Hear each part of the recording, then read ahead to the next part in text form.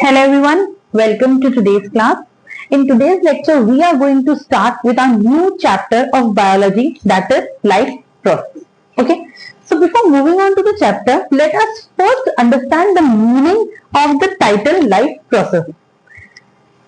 So first of all, how do we say that something is alive or something which is not alive? How do we tell the difference? हम difference कैसे बोलते हैं कि कोई भी चीज alive है या नहीं है? ठीक है, तो हाउ डू वी से कि अगर कोई भी ऑर्गेनिज्म, फॉर एग्जाम्पल अगर हम बात करें एनिमल्स की, ठीक है, सो इन केस ऑफ एनिमल्स अगर हम देखें कि जो एनिमल्स है वो क्या कर रहे हैं, ईट कर रहे हैं, they are running, they are walking, ठीक है, दे आर च्यूइंग, तो हम क्या बोलते हैं कि या दैट एनिमल इज अलाइव और that human is alive. But same case क्या प्लांट्स के लिए भी है? अगर प्लांट्स ईट नहीं कर रहे, रन नहीं कर रहे, वॉक नहीं कर रहे, सो आर दे अलाइव? वो अलाइव नहीं है क्या? They are also alive. तो प्लांट्स क्या करते हैं कि हम प्लांट्स को देख के क्या बोल सकते हैं कि this plant is growing, plant grow कर रहा है, so we say that it is alive. But there are some plant, कुछ ऐसे प्लांट्स भी होते हैं which do not show visible growth, जो कोई भी विजिबल ग्रोथ नहीं दिखाते, but still they are alive. तो ऐसी कौन सी चीजें हैं जिनसे हम बता पाते हैं कि कुछ चीजें जो है वो अलाइव है और कुछ चीजें अलाइव नहीं है? सो व्हाट हैपेंस कि हर एक ऑर्गेनिज्म, जितने भी ऑर्गेनिज्म है, we have already studied that they are made up of cell. ठीक है, cell further combine to make tissues and tissues further make organs. ठीक है, तो हर एक ह्यूमन में, एनिमल में, या कोई भी bacteria, fungi, plant, any organism, तो हर एक ऑर्गेनिज्म में क्या होता है, एक वेल ऑर्गेनाइज्ड स्ट्रक्चर होता है. Okay, so there is a well organised structure in an organism. ठीक है, या हम बोलते हैं कि ये जो एक कोई भी ऑर्गेनिज्म है उसमें ये सारी चीजें क्या है, एक ऑर्डर स्ट्रक्चर में है, एक वेल ऑर्डर्ड है. ठीक है, एक ऑर्डर में है. सो ये जो वेल ऑर्गेनाइज्ड स्ट्रक्चर है, जब ये well organised structure properly function करता है हर ऑर्गेनिज्म में, सो वी से कि वो ऑर्गेनिज्म क्या है, अलाइव है. और जब ये स्ट्रक्चर, ये जो ऑर्गेनाइज्ड स्ट्रक्चर है, सेल से जो टिश्यू और ऑर्गन से मिलकर बना है, ये वेल ऑर्गेनाइज्ड स्ट्रक्चर जब भी कभी ब्रेक हो जाता है, रप्चर हो जाता है, खराब हो जाता है, so we say that organism is not alive. ठीक है, तो सब कुछ किस पे टिका हुआ है, ये वेल ऑर्गेनाइज्ड स्ट्रक्चर पे. अब किसी भी चीज के अलाइव होने के लिए और उसे प्रॉपर फंक्शनिंग करने के लिए ये जो वेल ऑर्गेनाइज्ड स्ट्रक्चर है, इसका क्या जरूरी है, मेंटेनेंस. ठीक है, मेंटेनेंस जरूरी है.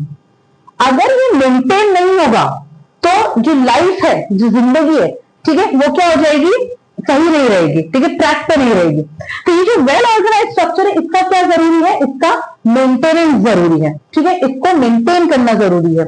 तो ये जो मेंटेनेंस फंक्शन है, ठीक है, the function of maintaining this well organised structure, ये जो वेल ऑर्गेनाइज्ड स्ट्रक्चर को मेंटेन करते हैं, उसे वो जो प्रोसेसेस है, that processes are known as life processes. ठीक है, ऐसे प्रोसेस, ऐसे फंक्शन जो इस वेल ऑर्गेनाइज्ड स्ट्रक्चर को, जो किसी भी ऑर्गेनिज्म में है, उसको मेंटेन करने के लिए हो, ठीक है, उसे क्या बोलते हैं, they are known as life processes. ठीक है, अब इसे मेंटेन करने के लिए सबसे जरूरी चीज जो लगती है, that is energy. Very important thing जो लगती है इसे मेंटेन करने के लिए, वो क्या है, दैट इज एनर्जी. और ये जो एनर्जी है वो कहां से आती है, ये एनर्जी कहां से आती है, from outside the body. Let us begin with energy, कि ये जो एनर्जी है वो कहां से आती है. So this energy comes from outside the body. ठीक है, बॉडी के बाहर से. सोर्स ऑफ एनर्जी क्या है, what is the source of energy, food. Food is the source of energy. तो ये जो प्रोसेस है, द प्रोसेस बाय विच हम ये जो सोर्स है, सोर्स ऑफ एनर्जी, उसको आउटसाइड द बॉडी से बॉडी के अंदर लेके जाए. ठीक है, ट्रांसफर करें. So the process of transferring the energy, the source of energy from outside the body to inside the body. ठीक है, आउटसाइड द बॉडी से इनसाइड द बॉडी ट्रांसफर करने के लिए ये सोर्स ऑफ एनर्जी को जो प्रोसेस होती है, that process is known as nutrition. उसे क्या बोलते हैं, nutrition. That is known as nutrition. ठीक है, अब ये जो आउटसाइड सोर्स है, जो बाहर वाला सोर्स है, वो हर एक ऑर्गेनिज्म के लिए अलग अलग होता है। That could be quite varied, बहुत अलग अलग टाइप का हो सकता है। तो इसे as it is body use नहीं कर सकती किसी भी ऑर्गेनिज्म की। So what happens that this source of energy sometime needs to be broken down and sometime needs to be built up, ताकि वो बॉडी उसको क्या कर सके, यूज कर सके।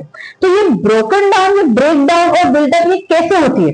So the most common reaction जिससे ये सोर्स ऑफ फूड जो है वो यूज करने के काबिल बन जाए, जो यूज करने के लायक हो जाए, वो रिएक्शन, तो सबसे common reaction are oxidation reduction reaction. अभी क्या होती है ऑक्सीडेशन रिडक्शन रिएक्शन? ये ऑक्सीडेशन रिडक्शन रिएक्शंस जो है ये ऐसे केमिकल मीन्स हैं, ठीक है, ऐसी केमिकल रिएक्शंस है, they are the chemical means by which क्या होता है, उसकी वजह से जो मॉलिक्यूल्स है वो ब्रेक डाउन होते हैं। ठीक है, the break down of molecules. अब किसकी हेल्प से होते हैं कि क्या करते हैं कि कोई भी जो ऑर्गेनिज्म है वो क्या करता है, बाहर से ऑक्सीजन लेता है। So the process of acquiring oxygen, oxidation reaction है, तो क्या करेंगे, ऑक्सीजन एक्वायर करेंगे। The process of acquiring oxygen, oxygen बाहर से लेके, ठीक है, फ्रॉम आउटसाइड द बॉडी, बाहर से ऑक्सीजन लेके क्या करते हैं कि ये जो सोर्स ऑफ एनर्जी है इसको क्या करवाते हैं, ब्रेक करवाते हैं। ठीक है, बाहर से ऑक्सीजन लेते हैं और क्या करवाते हैं, and use it in breaking down. ठीक है, क्या करना, ब्रेक डाउन करना ऑफ किसको, फूड। तो ऐसा प्रोसेस जिससे बाहर से ऑक्सीजन ले और उसे यूज करे क्या करने के लिए, फूड को ब्रेक डाउन करने के लिए और उससे जो भी एसेंशियल चीजें हमें चाहिए वो लेने के लिए। This is known as respiration. इसे क्या बोलते हैं, respiration. This process is known as respiration. Okay, इसे बोलते हैं रेस्पिरेशन। तो ये था न्यूट्रिशन एंड रेस्पिरेशन। इसके बारे में और डिटेल में we will be studying in the further lectures. Now what happens? There are two types of organisms. अब organisms दो तरह के होते हैं. One are the unicellular and the other are the multicellular. ठीक है, एक unicellular होते हैं और एक multicellular होते हैं. ये हमने ऑलरेडी क्लास 9 में पढ़ लिया है. Unicellular, uni means one, cellular means cell. So the unicellular organism, जो सिंगल सेल्ड ऑर्गेनिजम्स होते हैं, उनमें जो लाइफ प्रोसेसेस होते हैं, लाइफ को मेंटेन करने की जितनी प्रोसेसेस है, दे आर क्वाइट सिंपल। ठीक है, क्वाइट सिंपल होते हैं। क्यों? क्योंकि सबसे पहला रीजन ये है कि उनको कोई भी स्पेसिफिक ऑर्गन की जरूरत नहीं होती। No specific organ needed. Single cell के बने होते हैं, उन्हें कोई स्पेसिफिक ऑर्गन नहीं चाहिए। क्यों नहीं चाहिए? Because their entire body is in contact with the environment. ठीक है, क्योंकि उनकी जो बॉडी है वो क्या है, एनवायरमेंट के कांटेक्ट में है। The other are the multi cellular organism. जो दूसरे है वो मल्टी सेल्यूलर है। मल्टी सेल्यूलर में क्या होता है कि ऑर्गन्स होते हैं, उनके पास स्पेसिफिक ऑर्गन्स होते हैं जो क्या करते हैं, स्पेसिफिक फंक्शंस करते हैं। मल्टी सेलुलर, मल्टी बहुत सारे सेलुलर मतलब सेल्स, ठीक है, जो बहुत सारे सेल्स से बने होते हैं। इनकी जो बॉडी डिजाइन है वो कॉम्प्लेक्स होती है और उनके पास स्पेसिफिक ऑर्गन्स होते हैं सारे फंक्शंस को परफॉर्म करने के लिए। क्यों होते हैं? क्योंकि उनकी जो बॉडी है वो पूरी तरह से एनवायरमेंट के कांटेक्ट में नहीं है। ठीक है, तो उनके पास वेरियस बॉडी पार्ट्स होते हैं और वो वेरियस बॉडी पार्ट्स क्या करते हैं, वेरियस फंक्शन परफॉर्म करते हैं। दो चीजें पढ़ी है अभी प्रीवियसली। क्या पढ़ा है कि एक तो फूड हम इंटेक करते हैं, ठीक है, और एक ऑक्सीजन हम इंटेक करते हैं। ठीक है, so we intake food, we uptake food and oxygen. ठीक है, दो चीजें हम लेते हैं, एक तो फूड लेते हैं और एक ऑक्सीजन लेते हैं। तो ये फूड और ऑक्सीजन जो मल्टी सेलुलर ऑर्गेनिज्म लेते हैं वो क्या करते हैं कि वो स्पेशलाइज्ड फंक्शंस है, ये स्पेशलाइज फंक्शंस है पूरा ऑक्सीजन देना, and this specialise function is performed by some specialised organs. ठीक है, कुछ स्पेशलाइज्ड टिश्यूज होते हैं जो ये फंक्शन परफॉर्म करते हैं। मतलब क्या है कि ये जो फूड और ऑक्सीजन है ये बॉडी का कोई एक पार्ट है, जो स्पेसिफिक पार्ट है वहां पर ये जाता है। ठीक है, लेकिन फूड और ऑक्सीजन की जो रिक्वायरमेंट है वो तो पूरी बॉडी को है। ठीक है, मतलब क्या है कि दिस फूड एंड ऑक्सीजन ये कहां जा रहा है, at one place in the body. ये बॉडी में किसी एक जगह पर जा रहे हैं, बट इसकी जो रिक्वायरमेंट है फूड और ऑक्सीजन की, the requirement is in the entire body, पूरी बॉडी में इसकी रिक्वायरमेंट है। ठीक है, तो इसके फूड और ऑक्सीजन की रिक्वायरमेंट पूरी बॉडी में है, लेकिन ये जा कहां रहा है, एट वन प्लेस। तो ये फूड और ऑक्सीजन को पूरी बॉडी में क्या करना पड़ता है, हमें ट्रांसपोर्ट। तो ये जो ट्रांसपोर्टेशन का प्रोसेस है, ठीक है, द प्रोसेस बाय विच, जो सिस्टम, जो प्रोसेस है जिससे फूड और ऑक्सीजन को हर एक बॉडी पार्ट में ट्रांसपोर्ट किया जाता है, तो वो किससे होता है, बाय द ट्रांसपोर्टेशन सिस्टम। ठीक है, हमारी बॉडी में जो ट्रांसपोर्टेशन सिस्टम होता है उससे होता है ये फूड और ऑक्सीजन का ट्रांसफर। ठीक है, फूड और ऑक्सीजन का ट्रांसफर कैसे होता है, बाय द ट्रांसपोर्टेशन सिस्टम। ठीक है, नाउ व्हाट हैपेंस कि जो केमिकल रिएक्शंस हमारे बॉडी के अंदर होती है, ठीक है, सो ये केमिकल रिएक्शंस क्या करती है कि दे यूज कार्बन,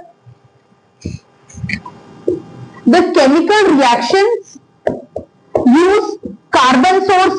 एक तो कार्बन यूज करती है। ठीक है, ये कार्बन कहां से आता है, most of the food which we eat, जो भी फूड हम ज्यादातर ईट करते हैं उसमें क्या होता है, कार्बन होता है।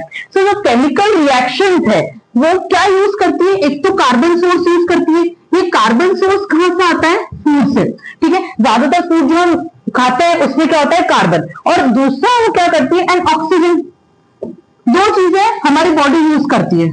ठीक है, कार्बन सोर्स एंड ऑक्सीजन। तो अब कुछ पार्ट तो इसमें से यूजफुल होता है, बट सम पार्ट इसमें से क्या होता है, दैट इज यूजलेस। एक तो यूजलेस होता है and as well as harmful, वो हमारी बॉडी के अंदर किसी काम का भी नहीं होता और हार्मफुल भी होता है। तो इसे हमारी बॉडी से बाहर निकालना बहुत जरूरी होता है। इट इज वेरी एसेंशियल कि इसे क्या किया जाए, बॉडी से बाहर निकाला जाए। तो इससे बॉडी से बाहर, इस वेस्ट को बॉडी से बाहर कैसे निकाला जाता है, उसके लिए एक अलग सिस्टम है appointed, that is known as the excretory system और द प्रोसेस ऑफ एक्सक्रीशन। ठीक है, the process of excretion. So ये जो एक्सक्रीशन का प्रोसेस है, इसकी हेल्प से जो वेस्ट मटेरियल हमारी बॉडी में बना है उससे हम क्या कर सकते हैं, we can get rid of that. ठीक है, सो ये चार प्रोसेसेस है, nutrition, respiration, transportation and excretion. इन ये चार प्रोसेसेस के बारे में डिटेल में we will be going to study in this chapter. Okay, now another important topic is how do living organisms